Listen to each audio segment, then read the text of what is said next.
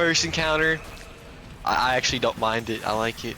I think it's just I like the encounters so much compared to like every other dungeon. Hate duality. Duality is my least favorite dungeon. That dungeon is so ass. I will never be convinced otherwise. I hate it. There's nothing good from it. Lingering Dread's the only good drop. The exotic's awful. It's not fun. The mechanics in it aren't even fun. I hate duality. I kind of fragged out there. I just got cooked as soon as my super ended, but that's fine. Alright, everybody. Now, I've done 2 builds for Edge of Fate so far for the good old Warlock, and we're doing a 3rd one. You could argue this is the most important one, okay? Because this one is designed to output some good damage with Tractor Cannon if we have some bosses in this upcoming raid that are Tractor Cannon friendly. So, come day 1, you're a Tractor Cannon user, better be on this build. Yes, you will need a class item for this to be at its maximum efficiency, but luckily Zur is here at the time you're recording this video. Now, like always, I'm going to show you guys a few clips and examples of the build in action, and then we'll go ahead and talk about it a bit more. It has good neutral game, it can pull its own weight and damage for a Tractor Cannon user, and for the good old Warlock.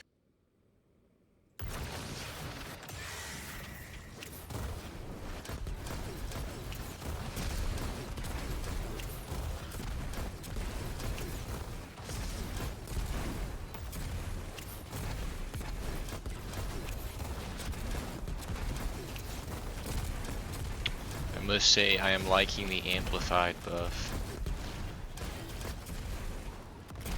I need to get better stats for this build though, cause I just have illegal armor for right now, which isn't bad, but it's like. Thank you.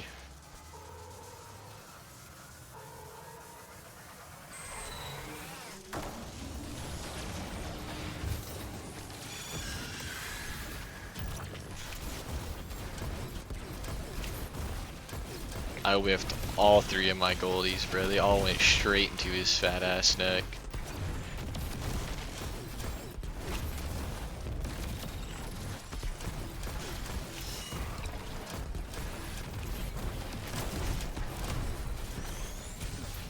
Damn, we could have two-faced if we would have pulled that first time.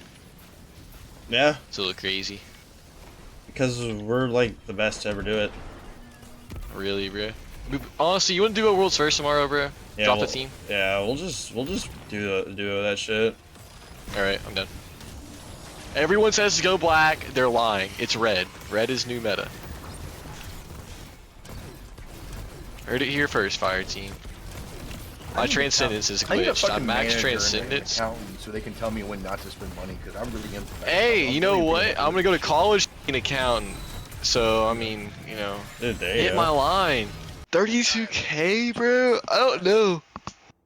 This rocket might not be meta. I was fragging out, dude. Alright, fellas, let's talk about our Prisma Warlock Tractor Cannon DPS build. Seriously, for my raid team personally, if there's an encounter, a boss where Tractor Cannon can be used, I will be the Tractor Cannon user. I love this build so much. Let's get into it. Yes, fellas, this is a slide lock build. Slide lock is comprised of the Feed the Void and Lightning Surge aspects combined with Arcane Needle, so you have 3 melee charges ready to be used to slide, to uppercut, to kick ass, and take names with. I don't feel like there's any better combination of aspects for slide lock other than these 2, so let's keep it rolling. Now, some people might be looking at this, why do you have Vortex Grenade and Faceted Dominance? This is literally, these 2 are just really good to help clear out ads, you know, especially like some hot, like some trashier ones. Throw a grenade in a pit, forget about it. The weakening will help to defeat those types of weaker enemies. But I would say out of the entire setup, these 2 right here in tandem with each other are the most flexible, aka you can live without them. Maybe you want to run a healing grenade or a threadling grenade. Maybe you want to run just a different grenade other than a vortex grenade, then go ahead, my man. Take off Faceted Dominance. These are the most flexible pieces. If you really wanted to, you could go healing nade and then have on Faceted Courage, as Faceted Courage will boost the damage of your arc melee uppercuts, okay? But if you just want to keep it the exact same way, the way I'm running this build, just keep on your Faceted Dominance and put on your Vortex Grenade. It's not bad. I know it seems a little bit weird because we already have a Tractor Cannon, but the grenade is not used for weakening a boss, okay? Cool. Now, the other, I would say, very important part of this setup, you need Song of Flame. You need Facet of Purpose. You need fast enough protection, especially in this contest raid. Fast enough protection and fast enough purpose are going to be your lifelines. Purpose, feed the void. This is what's going to keep you alive, okay? You need these. Fast at dawn is just a little bit of a slight luxury since we're going to have so much melee action going on anyways with our uppercuts. Why not get free rating out of it as well to make our gun stronger for a brief bit after we've come out of our melee, because we're going to be doing a lot of uppercuts, and in some instances you're actually going to shoot your arcane needle. So fast at dawn synergizes perfectly with that. Faceted balance is another very, very important fragment. Rapidly defeating targets with light damage grants melee energy. And obviously, since arc is a light damage source, if you use your uppercut in a big group of ads, you're just gonna get a free bunch of melee energy refunded to you. You need faceted balance for a melee focused build, my man. Trust me, trust me, trust me. Also, I'm a huge fan of Phoenix Type. That's why that's here. I would honestly keep this the exact way I have it set up for you. If you really want to flex it up, change it up a little bit, I would say the only two things you can really change are the vortex grenade and faceted dominance. All right, now let's talk about the actual weapons, because instead of having to like talk about them just like real briefly, I actually have to talk a little bit more in depth. Okay, obviously we have tractor cannon, we have our shotgun. Now the shotgun's very, very important here. Why can't you just work with other rapid fire frame shotguns with trench barrel? I'll tell you why. They don't have this origin trait. Cast No Shadows is perfect for this setup. Why? Dealing melee damage increases this weapon's handling and loads a small amount of ammo from reserves. And don't quote me on this, but I think because the actual Song of Flame incinerator snap, because it has multiple projectiles part of its snap, I think that's what's allowing for the origin trait to always top it off after you shoot your 3 trench barrel shots, because you will never have to reload it at all during damage with this build, with this setup. As you can see, it has 8 in the magazine. Trench barrel only counts for 3 shots, and whenever you melee, it's going to refill those 3 shots back up to full anyways. Skipping the reload entirely in a damage rotation is so amazing. It's what makes a damage rotation, because you're skipping reloads and you're rotating through your weapons. That is why you need the perfect paradox for this with this origin trait. This gun is the glue to this build. Field prep is an amazing complementary perk to this weapon. You need trench barrel. Absolutely. This is a 50% damage buff, my friend. Absolutely amazing. Kree, why do you have the walk? Well, I can tell you, my guy. First of all, I like the walk. Second of all, shield crush. While you have woven mail frost armor or a void overshield, your melee recharges faster and deals increased damage. Fellas, did you know that with repulsor brace and destabilizing rounds, you can give yourself free overshields without any investment into your build whatsoever? The gun is gonna do it itself for you. Yeah. That's why the word of Crota is here, to proc shield crush. And because this thing's an actual freaking demon with Cursed Thrall on a melee focused build, this thing's gonna fuck, man. I love this gun, and it fits really well. This gun is single-handedly proccing shield crush for us, which is so freaking awesome. So yeah, that is why the word of Crota is here. Each of one of these weapons has a very important purpose. Like, I'm actually genuinely so happy with this setup of weapons. Sometimes I feel like I just throw in a weapon there just because, like, it's good. Nah, Word of Crota, on top of just being really freaking good, has its purpose. It procs shield crush for us. That's awesome. W. And other stuff in the artifact, I mean, shield crush, bro. Real talk.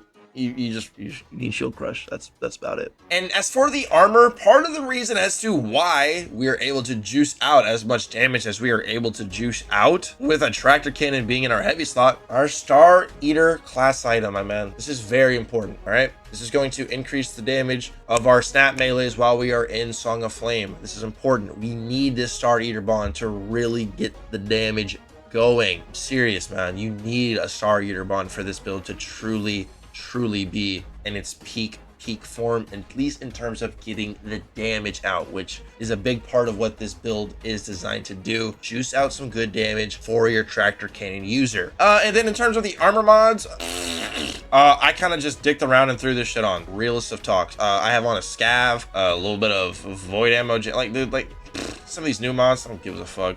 Special ammo affinity, powerful attraction, procs for never come off, hands-on, heavy-handed, and fastball. You know, some generic type of stuff. Nothing too crazy. Some resist mods, concussive dampener for the win. But really, what's important in terms of your armor is the Star Eater bond, but your stat distribution, my man. Look, having this much extra into your melee stat and just giving it free extra damage at all times is so good. It also has us at a very nice, respectable melee ability cooldown base. Base of a minute for a melee cooldown? That's not too bad, considering we're going to be getting our melee back and boosting our melee regen in so many other ways. Having a base cooldown this low, we'll take that. We'll happily take that. And then for your other stats, I would recommend weapon focusing, as this is going to give you a flat damage buff. It's going to give you more reload and handling, which is always welcomed, especially in a setup where you have to swap between your weapons. Honestly, I wish I could get it a little bit higher just so I could have more special damage against bosses for my shotgun.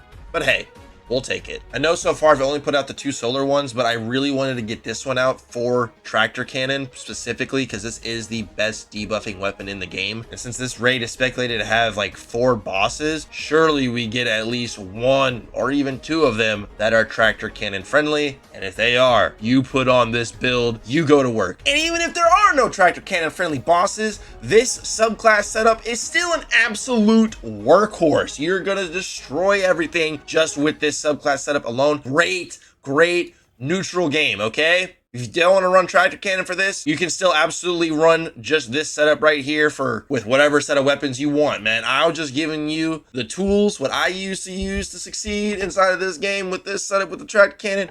You have all the fun as you may, my man.